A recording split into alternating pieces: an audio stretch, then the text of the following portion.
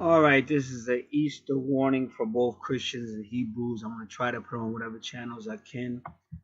You're looking at this gentleman's channel, and he's bringing up some real good points. I just go where God tells me, comes across this. So you might want to, hear his video. A lot of times, a lot of stuff is going on that I want to report on. I'm not always able to. And right now, a lot of people are not listening. And that's usually when God is talking to Moses, when like people got wicked spirits and they start turning God off. This is nothing new.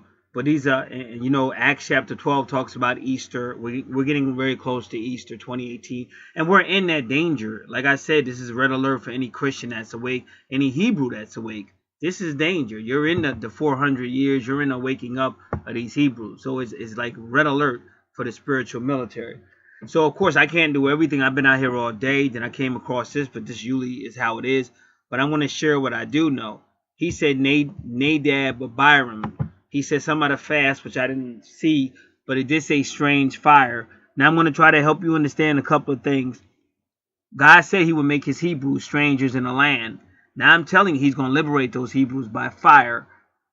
I just gave you the video about the star that's going to burn everything in fire. Now God is giving me this. And I'm going to try to show you. I keep telling you about Joshua and Caleb was the only Hebrews that came out of Egypt into the promised land. God let everybody else die, including Moses, his brother Aaron, Miriam. Every other Hebrew died. The only Hebrews that came out of Egypt were Joshua and Nun. So I'm trying to show you what this is. And I want to make this fast because I don't want this to be a long video. So we're going to go down here right now. But it's about Nadab and Abiram. Now, please stay with me. Lord, please help all of us to stay with your spirit so they can get this information. Now, alrighty, we're not going to go into the word bear or nothing. We've already explained that. But I'm just going to show you a couple of things. Okay, Exodus 24 is where God gave me my name from. Exodus 24:18, when God came before the people in the mountain. So this is where this goes. Now, you should be able to see what I'm seeing to a certain degree. I'm at blueletterbible.org. I'm going right down. I want to keep this a short video. Like I said, anybody who's really following the spirit will get it. Everybody else is going to keep thinking that they know everything. Now, I'm not saying anything is going to happen. You have to understand this is all spirit. I told you it was an 11-month countdown. I started that in December of 2017. We're in March 2018, going right before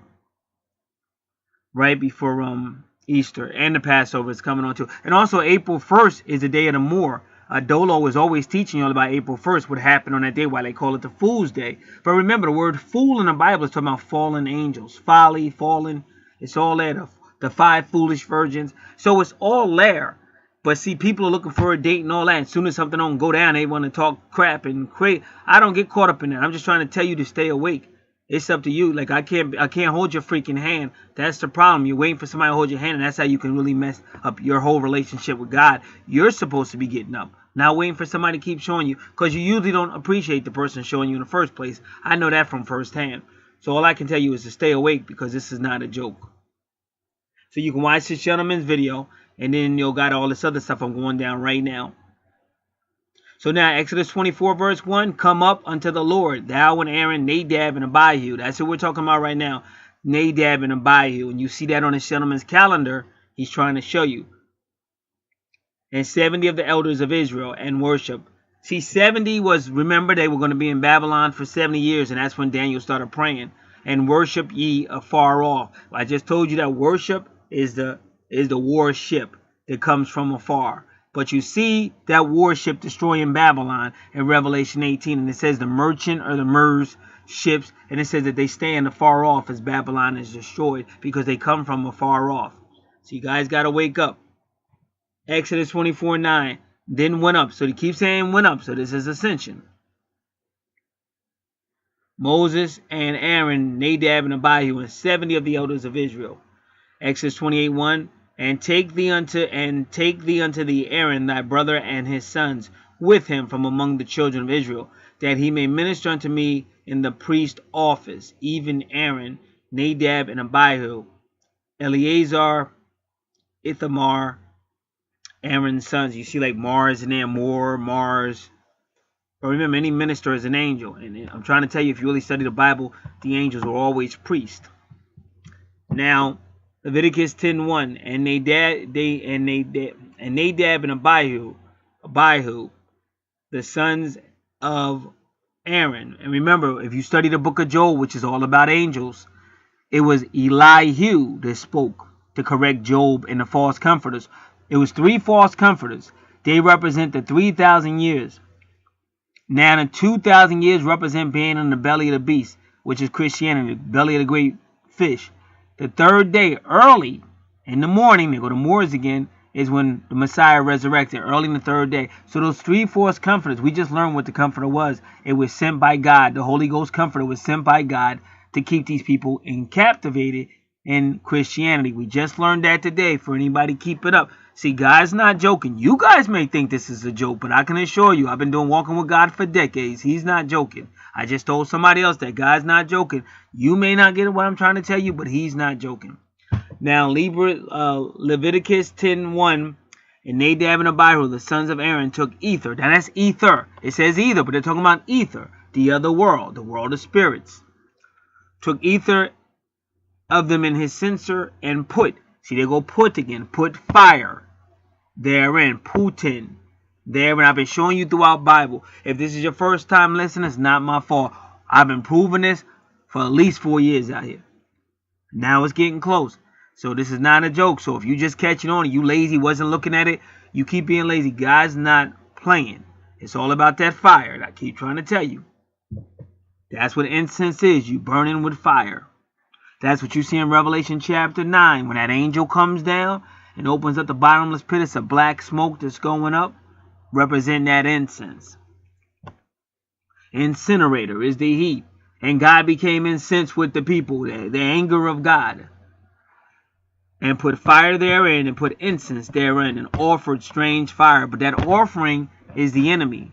The strange is these Hebrews that have been strangers in a foreign land. That fire is what liberates them, because that fire takes them back into ether. Okay? Not that hard. Now, I'm not saying what day. Again, what I'm saying is wake the fuck up. If you're talking about, oh, you know, Easter came and went, and then the Passover, this guy don't know what he's talking about. No, I know what I'm talking about. You just stupid. You looking for stuff in the physical. This is going to be spirit, and I'm about to prove it to you again. If you wake up, you'll see it. If you stay stupid, you're going to keep talking crazy. And like I said, I'm obeying God. I got nothing to worry about. No matter what happened to me on this piece of shit planet, I got nothing to worry about. I'm obeying God. It's cats like you that I'm trying to help that don't want to wake up. You the one with all this tough guy talk to you. You ain't going to be tougher than God. Strange fire before the Lord, which he commanded them not. Numbers 3:2. And these are the names of the sons of Aaron. Nadab the firstborn, Abihu, Elijah, and Ithamar. So he's telling you firstborn for a reason. But it's going to get deeper than that. This is going to get real deep. Numbers 3:4. Then Nadab and Abihu died before the Lord when they offered strange fire before the Lord in the wilderness of Sinai. It's always about the wilderness.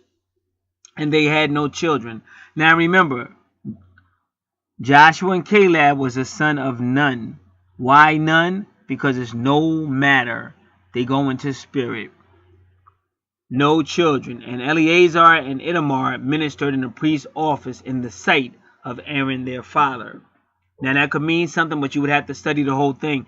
The purpose is not to study the whole thing right now. The purpose is to tell people to wake up, to continue to confirm that we are in. For people that are awake, we're in a spiritual red alert. Just like if you was in the military, they put your ass on red alert. Like, be prepared. Anything can go down. And if it don't go down, then thank God that you didn't have to experience it yet. But you still stay awake. Numbers 26:60. And unto Aaron was born. Okay. Numbers 26:61. And Nadab and Abihu died when they offered strange fire before the Lord. In other words, this is when this stuff is going to go down. And that fire is to free these so-called strangers from earthly Babylon. You see it in Revelation 17. The end of white supremacy. That's keeping the Hebrews locked up. Everybody lying. Not knowing who they are. Not knowing that they're the real people of God. People saying that they the Jews and ain't the Jews. That's all about to stop. 1 Kings 14:20. In the days which Jeroboam reigned were, now look at this number, y'all. 2 and 20 years. See, that's the 2. Twin flames, see the number 22. But RFG Chosen One tells you the number 22 is a number of God's people. 22 years, and he reigned with his fathers, and Nadab his son reigned in his stead. See, now you got another Nadab. But why the Bible keep giving you the name Nadab? Just like there's a name Nabal. But when you take the word Bible name Nabal, it spells back Laban. And Laban had to do with what? Israel. Israel. You got to understand, I keep telling you, understand Bible linguistics, what Bible does, what God does with numbers and names and stuff. You got to be alert. This is not a joke. 1 Kings 15:25, and Nadab, the son of Jeroboam, began to reign over Israel in the 2nd year of Asa. Now the first resurrection is usually ascension. The second death can mean the destruction of God's enemies. But again, we have to make sure by reading the content of Asa, king of Judah, and reigned over Israel 2 years. So now over Israel, second year, over Israel 2 years. You got to really try to get that understanding. 1 Kings 15:27. And Baasha, the son of Ahijah, of the house of Issachar, conspired against him, and Baasha smote him at Gibbethon, which belongeth to the Philistines. For Nadab and all Israel lay siege to Gibbethon. And that, if you read it deeper, you can finally find out what they're talking about. Now here go to rest, because God said, "Thou shalt not enter my rest." If you're keeping up with the Hebrew study, if you want to keep up with the book of Hebrew study, all 13 books, just go to the playlist in the description box. We just talked about they shall not enter my rest. Hebrews chapter 3, Hebrews chapter 4. Now the rest of the acts of Nadab and all that he did, are they not written in the book of the Chronicles of the kings of Israel? So keep going. And the sons of Onam were, he just said, now was 1 Chronicles 2:28. 1 Chronicles 2:30, and the sons of Nadab. But don't that word look like sealed? And the sons of Nadab, Seled, are sealed, but Seled died without children. So that's somebody else dying without children. Without. So you just got, why are they dying without children? Is it because they're leaving the physical world, or does it work without what? But to get a better understanding, you have to read it and study it. I'm just one person. I can't do everything. I can only show you that we're under alert. We're going to stay on alert. And I'm trying my best to wake these people up that this is not a joke.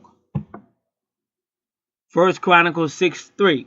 And the children of Amram. And we saw that word Ram earlier today, I think, in our study. We've already talked about it. Now, I don't remember because I did a lot of stuff out here. You got to understand I'm doing this, but I still got my whole life to lead. So I'm not out here playing no games. I'm not caught up with this silly stuff on Third Dimension. We're not doing. That's why you just heard the word ether. It's a lot of people here from ether. We're not from no punk ass planet Earth. We're not on no silly shit. You either gonna wake up and get it, or you gonna have to deal with God one way or another. 1 Chronicles 6:3. And the children of Amram, Aaron and Moses, and Miriam, the sons of Aaron, Nadab and Abihu, Eleazar and Ithamar. 1 Chronicles 8:30. And his firstborn son Abdon, and Zur, and Kish, and Baal. See how Nadab is connected with Baal? Because a lot of y'all don't know that if you just read the book of Hosea, that they was calling their god Baali. And if you read the book of Song of Solomon, Solomon had a garden to Baal. And David was a Baal worshiper. So I'm trying to tell you, messing with the moon and all that stuff. So Nadab, trying to show you the connection between Baal and Nadab. And then you got Balak and Balaam. Who tried to curse the people, and God wouldn't let them curse. It turned it into a blessing. And you got to ask yourself, why is Balak and Balaam in the book of Revelation? Why is God still talking about Balak and Balaam in the book of Revelation? You got to wake up. Just like he's still talking about Jezebel. These are all Baal worshippers. Why are they still talking about Jezebel in Revelation? You got to wake up. You got to wake up. 1 Chronicles 9:31, and the firstborn son of Abdon, and that's Abaddon from Revelation 9. Then Zur, and he just showed you A to Z, beginning and end, and that's Revelation. I'm the first and last, the beginning and ending. And Kiss, and that's what Judas betrayed Jesus with, a kiss, and then they go Baal right there again. You can't make this shit up. And Ner and Nadab.